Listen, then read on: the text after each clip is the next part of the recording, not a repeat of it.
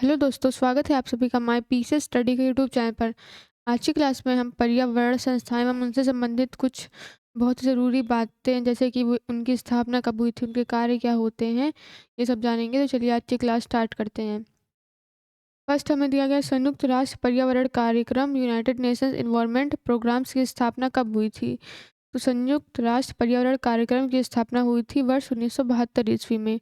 अगला दिया गया है संयुक्त राष्ट्र पर्यावरण कार्यक्रम में कुल कितने सदस्य हैं। तो संयुक्त राष्ट्र पर्यावरण कार्यक्रम में कुल 193 सदस्य हैं।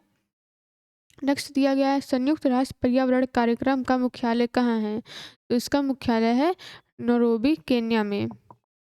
चलिए नेक्स्ट देखते हैं। नेक्स्ट हमें दिया गया है संयुक्त राष्ट्र पर्यावरण कार्यक्रम का उद्देश्य क्या है। तो इसका उद्देश्य है वैश्विक, क्षेत्रीय, राष्ट्रीय पर्यावरण पारिस्थितिकी एवं प्रवृत्तियों का आकलन करना एवं राष्ट्रीय पर्यावरणीय उपकरण विकसित करना।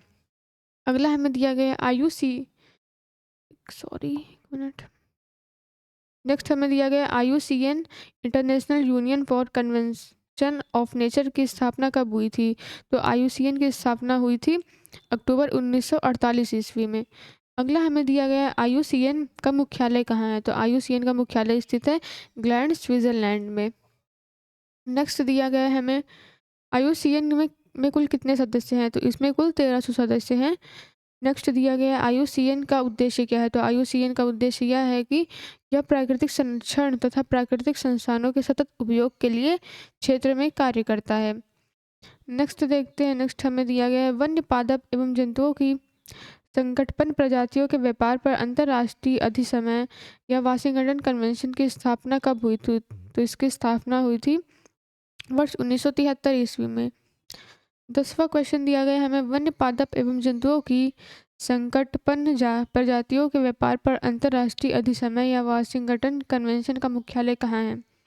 तो इसका मुख्यालय स्थित है जेनेवा, स्विट्जरलैंड में। अगला दिया गया है हमें वन्य पादप एवं जंतुओं की संकटपन प्रजातियों के व्यापार पर अंतर्राष्ट्रीय अधिसमय या वाशिंगटन कन्वेंशन में कुल कितने सदस्य हैं। तो इसमें कुल 183 सदस्य हैं।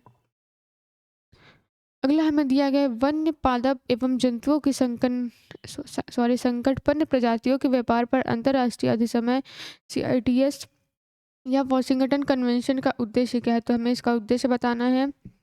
तो इसका उद्देश्य यह है कि यह सुनिश्चित करना कि वन्य जीवों एवं पादपों का अंतर्राष्ट्रीय व्यापार उनकी उत्तरजीविता के लिए संकट उत्पन्न न करे। नेक्स्ट दिया गया है वन्य जंतुओं की प्रवासी प्रजातियों के संरक्षण पर अभिसमय कब अभिसमय स्थापना कब हुई थी। तो इसकी स्थापना हुई थी वर्ष 1979 ईस्वी में। अगला दिया गया है वन्य जंतुओं की प्रवासी प्रजातियों के संरक्षण पर अभिसमय में कुल कितने सदस्य हैं। तो इसमें कुल 313 सदस्य हैं। अगला दिया गया है हमें वन्य जंतुओं की प्रवासी प्रजातियों के संरक्षण पर अभिसमय का उद्देश्य क्या है। तो इसका उद्देश्य यह है कि यह अभिसमय प्रवासी पशु पक्षियों के संरक्षण के लिए वैश्विक मंच प्रदान करता है। नेक्स्ट दिया गया है हमें विश्व वन्यजीव कोष world wide fund for nature WWF की स्थापना कब हुई। तो इसकी स्थापना हुई थी वर्ष 1961 ईस्वी में।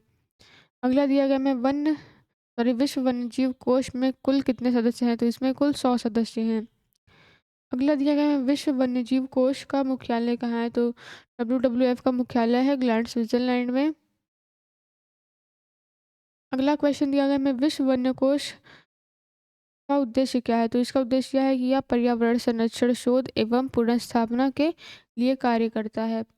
20वां दिया गया हमें वर्ल्ड लाइफ इंटरनेशनल की स्थापना कब हुई थी। इसकी स्थापना वर्ष 1922 ईस्वी में हुई थी। नेक्स्ट दिया गया हमें बर्ड लाइफ इंटरनेशनल में कुल कितने सदस्य हैं। तो इसमें कुल 121 सदस्य हैं। अगला दिया गया हमें बर्ड लाइफ इंटरनेशनल का मुख्यालय कहाँ स्थित है। तो इसका मुख्यालय स्थित है कैम्ब्रिज, UK में।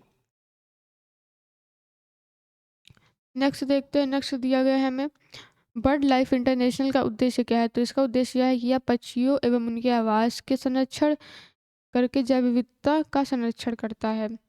नेक्स्ट देखते हैं। नेक्स्ट दिया गया हमें वर्ल्ड इंस्टीट्यूट की स्थापना कब हुई। तो इसकी स्थापना हुई थी वर्ष 1974 ईस्वी में।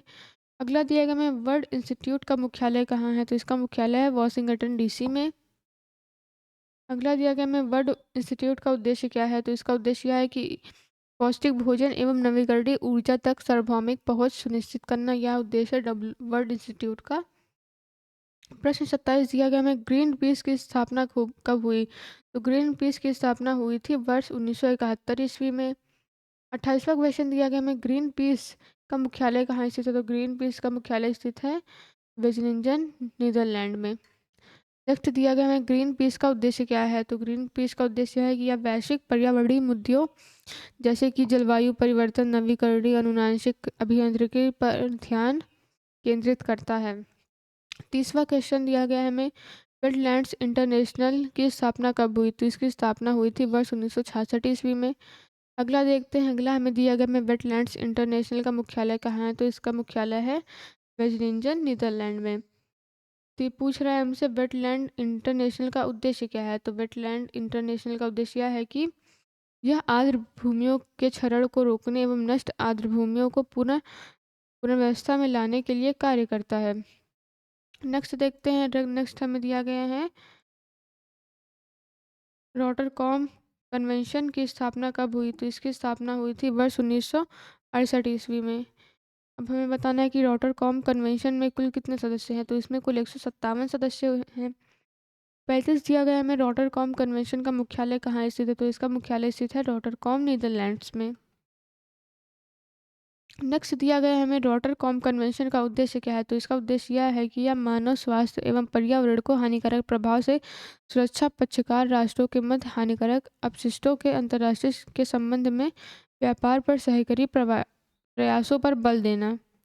अगला दिया गया हमें, स्टॉकहोम सम्मेलन की स्थापना कब हुई? तो इसकी स्थापना हुई थी वर्ष 2001 ईस्वी में। नेक्स्ट दिया गया हमें, रॉटरकॉम कन्वेंशन में कुल कितने सदस्य हैं? तो इसमें कुल 152 सदस्य हैं। अगला देखते हैं, अगला दिया गया है हमें, रॉटरकॉम कन्वेंशन का मुख्यालय कहाँ स्थित है? तो इसका मुख्यालय स्थित है स्कॉटहोम, स्विट्जरलैंड में। 40वां क्वेश्चन दिया गया है हमें, रॉटरकॉम कन्वेंशन का उद्देश्य क्या है? तो इसका उद्देश्य है कि यह अनवरत जैविक प्रदूषकों के प्रयोग को समाप्त करके अथवा उन पर प्रतिबंध लगाने के लिए कार्य करता है। आज की क्लास में इतना ही। नेक्स्ट वीडियो में हम मिलेंगे किसी नए टॉपिक के साथ। Thanks for watching.